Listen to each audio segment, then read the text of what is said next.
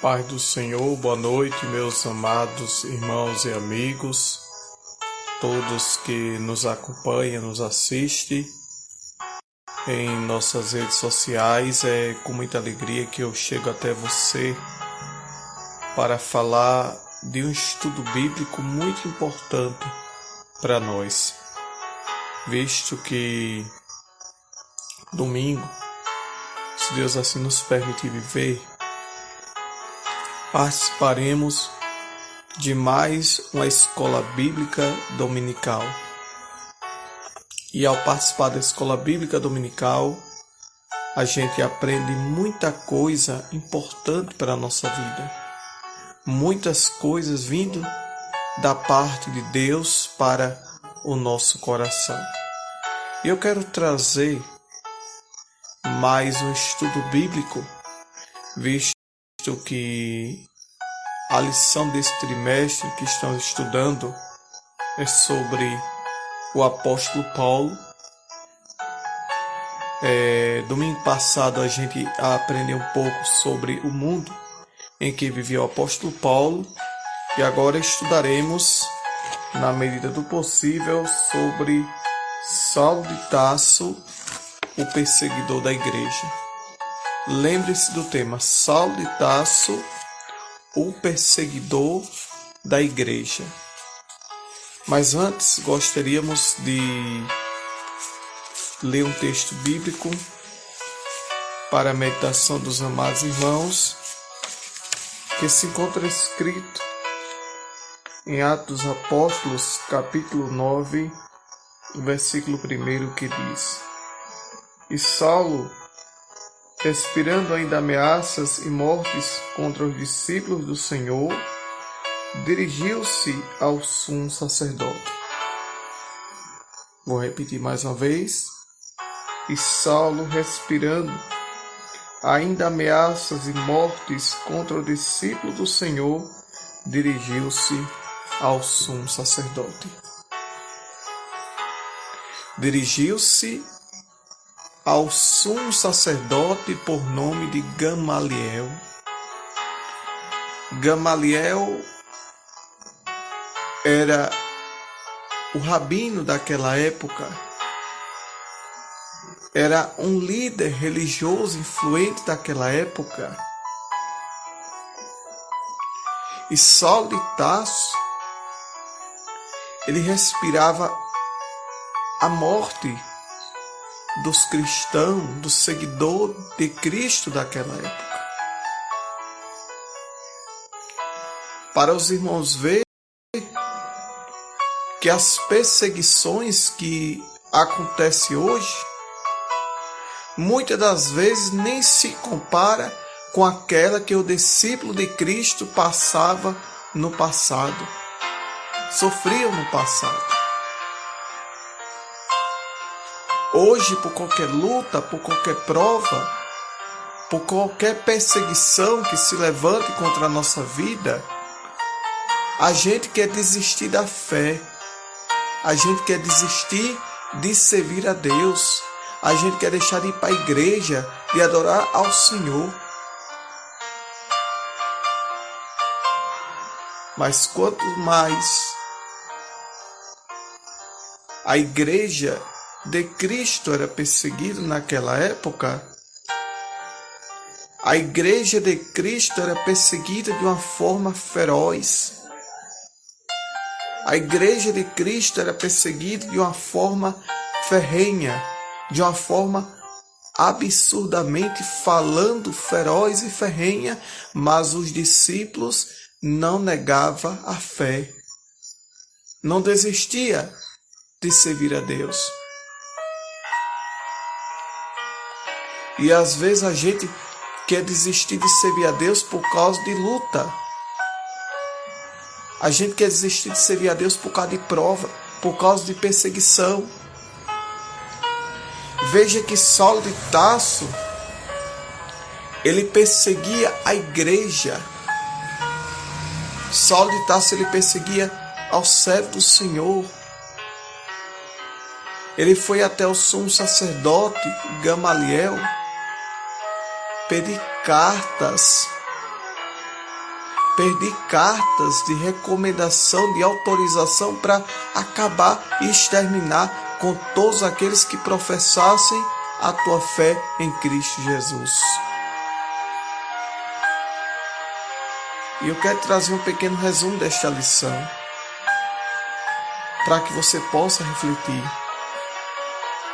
É aquilo que iremos estudar no próximo domingo, meus irmãos, sobre Saulo de Tarso, o perseguidor da igreja.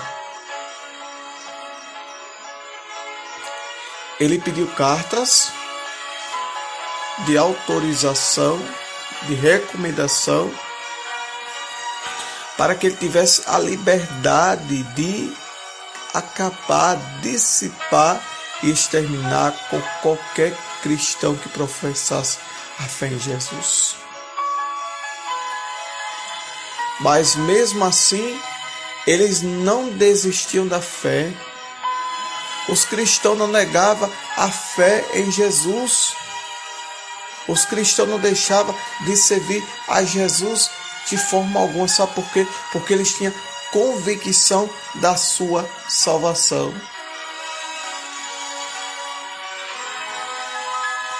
Mas por que Saulo fazia isso?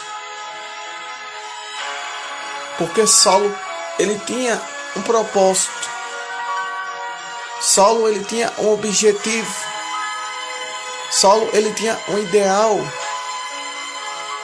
que era defender algo que ele acreditava, algo que ele profetizava, algo que ele professava como a sua fé.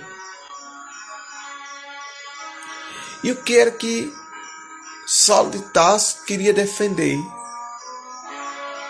Ele defendia o judaísmo, porque ele aprendeu a prática judaica desde cedo.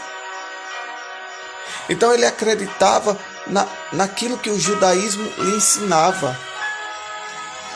Ele acreditava naquilo que o judaísmo lhe instruía, lhe ensinava.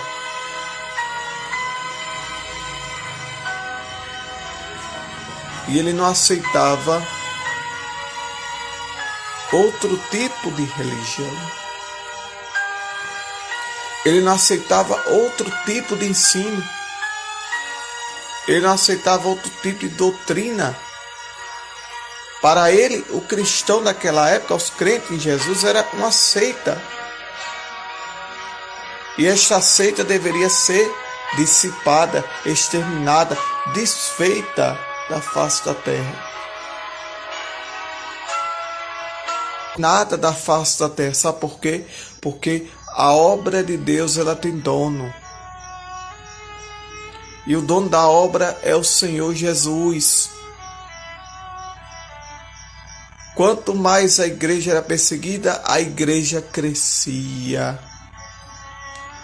Quanto mais a igreja era perseguida, a igreja expandia-se sobre a face da terra. E lembra-me de uma determinada expressão que eu ouvi, de um determinado testemunho, que a igreja é como um omelete de ovo. Quanto mais bate, cresce.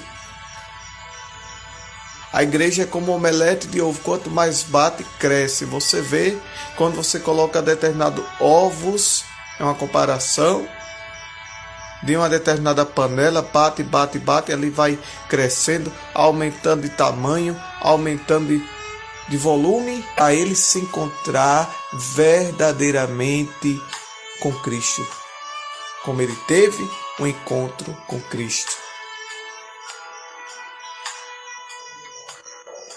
no caminho de Damasco.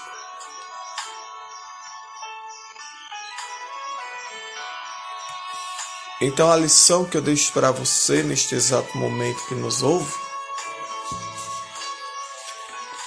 a reflexão que eu deixo para você que neste exato momento nos assiste,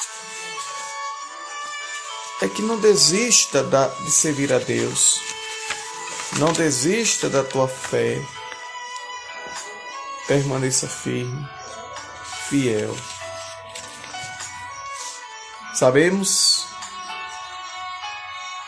que a igreja é uma instituição divina que perdurará na terra até o arrebatamento, pois do contrário já teria acabado ao longo da história. Por que não acabou, irmão? Porque a igreja tem dono. O dono da igreja é Jesus e as portas do inferno não podem prevalecer contra ela. E para encerrar esta pequena reflexão, eu quero ler mais um texto bíblico para você refletir. Em Atos, capítulo 8, do versículo 1 ao 3, Atos capítulo 22, do versículo 4 ao 5 e Atos capítulo 26, do versículo 9 ao 11.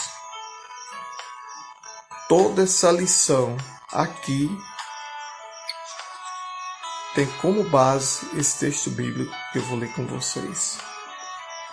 E também Saulo consentiu na morte dele, Estevão, e fez naquele dia uma grande perseguição contra a igreja que estava em Jerusalém, e todos foram dispersos pelas terras da Judéia e da Samaria, exceto os apóstolos. E uns varões piedosos foram enterrar Estevão e fizeram sobre ele grande pranto. E Saulo assolava a igreja, entrando pelas casas, arrastando homens e mulheres, os encerrando na prisão. Perseguia este caminho até a morte, prendendo e metendo em prisões, tanto homens como mulheres, como também o sumo sacerdote, minha testemunha, e todo o conselho dos anciãos. E recebendo deste carta para os irmãos, fui a Damasco para trazer, manipeados para Jerusalém, aqueles que ali estivessem, a fim de que fossem castigados.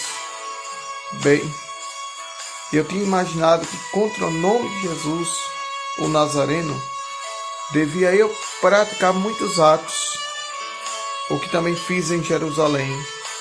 E havendo recebido o poder dos principais sacerdotes, encerrei muitos dos santos nas prisões, e quando os matava, eu dava o meu voto contra eles.